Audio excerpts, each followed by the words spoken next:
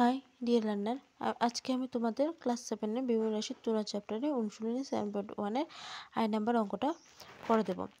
10 millimetre প্রকৃত দৈর্ঘ্যের একটি দণ্ড ভার্নিয়ার স্কেলে 9.8 মিলিমিটার নির্দেশ করে। ভার্নিয়ার স্কেলের শতকরা ত্রুটি নির্ণয় করো।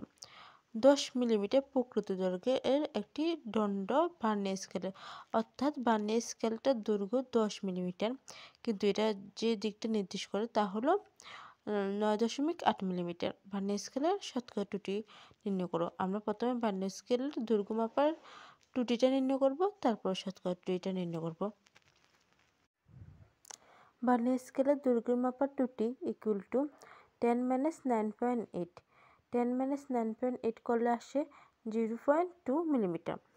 ভার্নিয়ার স্কেলের শতকরা ত্রুটি ইকুয়াল টু যত ত্রুটি এসেছে তত বাই ভার্নিয়ার স্কেলের প্রকৃত দৈর্ঘ্য।